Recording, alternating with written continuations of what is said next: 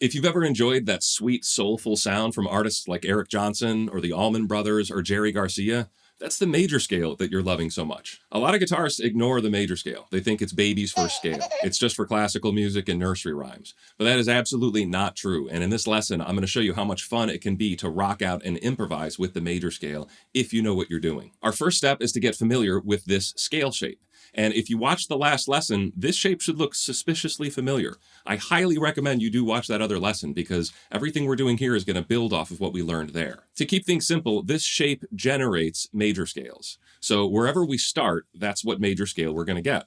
And the weird part about this is we're starting with our pinky and we're starting on the 5th string. So pick a note on your 5th string. So for example, here's G, the 10th fret. Let's put our pinky there, and now we play this shape, and we get the G major scale automatically. And it's movable. So if we moved our pinky to G sharp, we all of a sudden get the G sharp major scale, or the A major scale.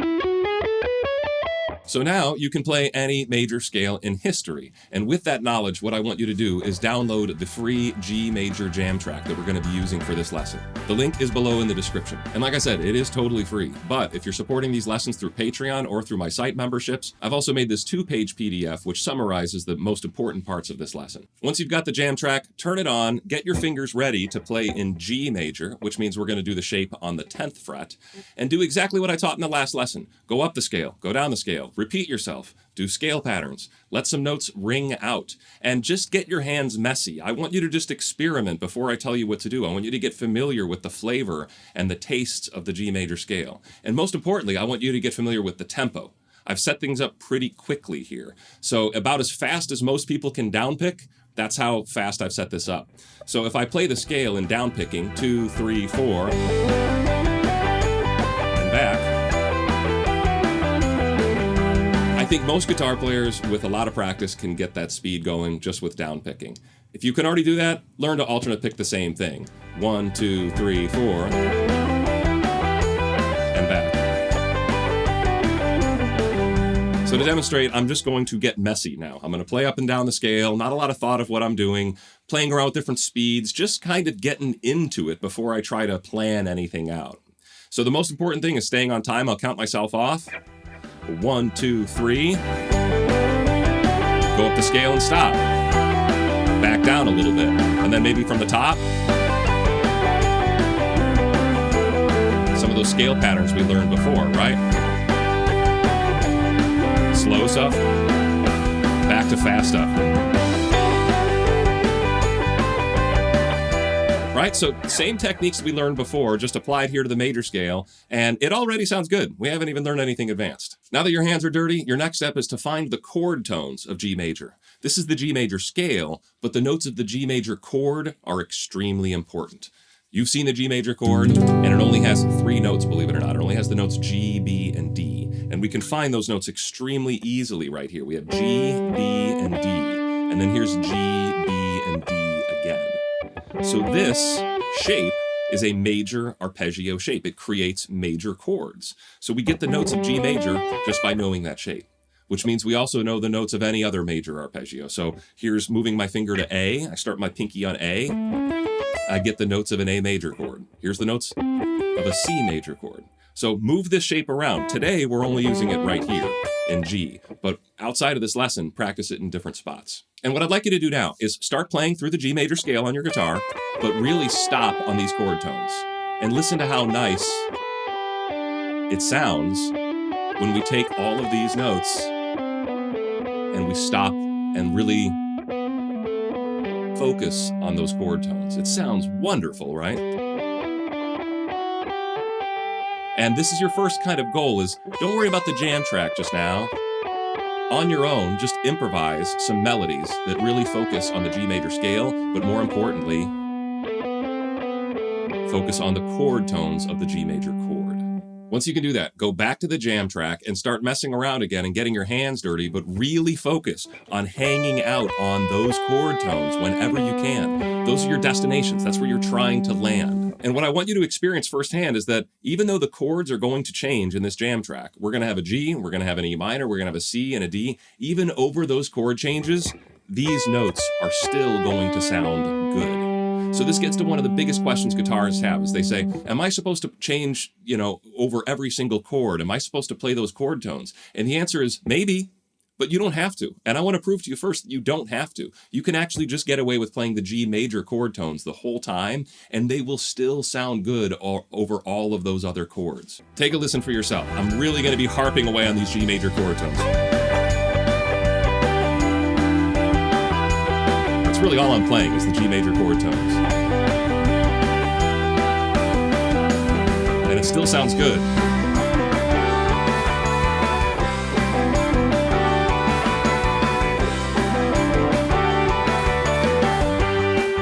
Now, is that missing the point? Yes. You're not supposed to ignore the chord changes, but you certainly can, and that's the point that I want to get across. But as a guitar player, you really want to be thinking about the chord changes and thinking about what's happening underneath and can I better match that underlying chord. For example, my jam track goes from G to E minor. And guess what? You already know how to play the notes of an E minor chord. And you know that those notes exist nice and neat in the shape that we're already using. So what I'd like you to try doing is matching that chord change. When the G major chord comes up, try to focus on these chord tones. But when the E minor chord comes up, focus on those chord tones instead. And when you do that, you might get something like this. Again, here's the G major,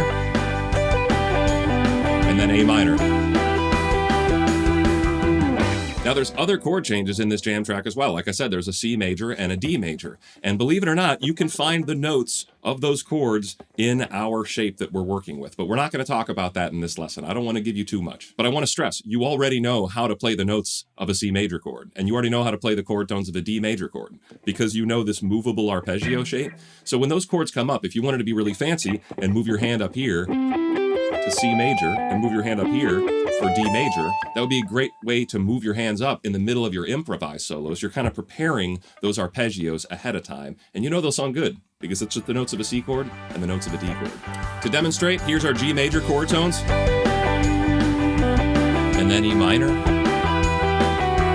G major, E minor. But then for C major, I'll come up here, and then for D, C major, C major. All right, so I've left the shape that I'm so comfortable with. I've left that safety behind because I know movable shapes and I know how to connect them on the fretboard, which is ultimately what you want to do. You don't want to be stuck in one spot the whole time. You want to take these concepts and figure out where you can use them in other spots to kind of, tie the whole thing together. And speaking of tying the fretboard together, it's time to show you the rest of the scale that I've been hiding from you the entire time. Today, we started on our pinky because that's the root note. I want you to think about starting on your pinky to create major scales. But that major scale has notes that are below this note as well, and I want you to see where they are. They exist right here, and right here, and right here, and right here, and here. So when you're improvising in G major, yes, you can go up this scale and it'll sound good, but you can also come down to these notes.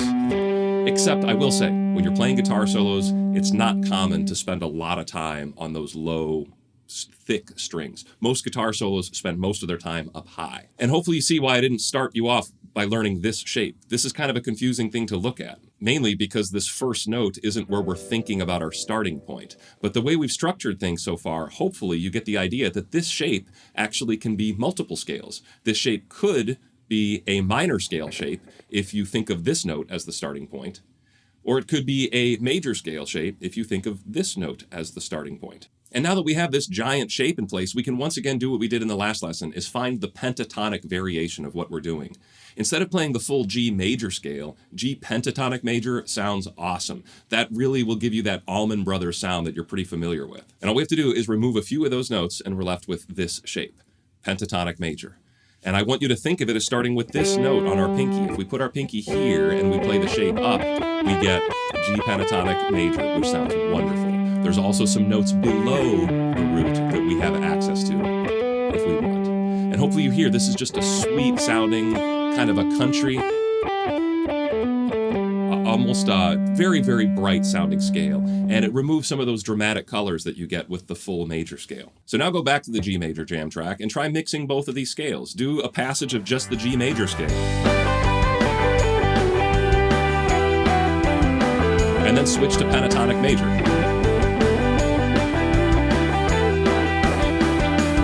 Really nice contrast between those two scales. And if you've learned lots of pentatonic licks like most guitar players have, now you have a place to use them. You can use them in the context of a solo like this. Now, a big part of playing a good improvised solo is having cool tricks up your sleeve that you can bust out whenever you want. And in the last lesson, one of those tricks that we learned was this scale pattern of going up 3 notes and then back a note and then back a note and just continuing that pattern.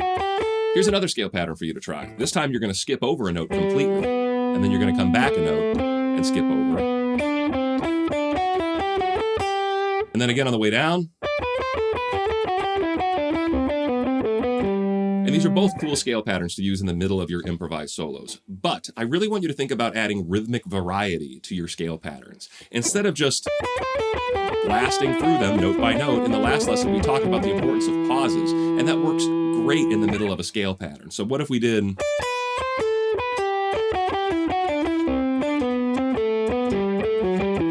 Right? We're getting more interest out of those. Or even the one that we learned last week. What if instead of doing 1, 2, 3, 1, 2, 3, 1, 2, 3, 1, 2, 3, what if we did 1, 2, 3, 1, 2, 3, 1, 2, 3, 1, 2, 3, 1, 2, 3, 1, 2, 3, 1, 2, 3, 1, 2, 3, right? So don't be afraid to break up the rhythm of these scale patterns, and you're just going to get more mileage out of them. You're going to get more usage out of them in the middle of your improvised solos without things just sounding like a robotic pattern. And I want to show you 2 more very important tricks to have up your sleeve that rely on outside picking and pull-offs. I want to take a look at the highest 3 chord tones of G major, right? Here are the highest 3 chord tones, and we're going to play the first 2 with an upstroke and a pull-off. And then we're going to do a downstroke on the second string like that. So we have 1, 2, 3, 1, 2, 3, 1, 2, 3, 1, 2, 3. And this is a very important lick to know. It's fast, it's easy to develop speed on, and it's one of those things that's once again movable. If you think about what we're doing here, we know this is a G major chord. This note is G. So if I wanted a G flat arpeggio, here we go. If I want an F major arpeggio, you can just move that around. And I'll use this opportunity to say, if you are questioning your fretboard and how to put these pieces of the puzzle together, I do have a music theory and songwriting course that is perfect for guitar players. So I've linked below in the description there, but I have to bring that up because there is going to be a certain point in time where theory is going to limit our ability to improvise. And I'm trying to avoid the theory in these lessons as much as I can, just to get to the good stuff of just playing and rocking out. So this is a fun one to bust out in the middle of an improvised solo. But I also like adding in this note instead. Right, the 8th fret there for a pull-off, and then kind of switching back and forth. And depending on how fast you want to go, you can try different fingers for that, but it's a cool little pattern that's a nice little trick up your sleeve to always have when you're jamming in the major key. And here's another similar pattern. This time, I'm going to have my pinky and my middle finger ready on the 2nd string. I'll do an upstroke and a pull-off, and then I'll do a downstroke on the 3rd string chord tone right there. So I have up, pull-off, down, up, pull-off, down, up, pull-off, down. Another little pull-off lick that really highlights our chord tones and is an easy one to bust out in the middle of an improv solo. So finally, let's try to take all these concepts and ideas and apply them into one last improvised solo. I'll try to describe what I'm doing as I go through those, but I'm going to very simply just start with the G major scale. So here's the G major scale. And I'll try to focus on those chord tones. I'll switch to Pentatonic Major. Back to Major with a scale pattern. What about that pull-off lick? How about the other pull-off lick?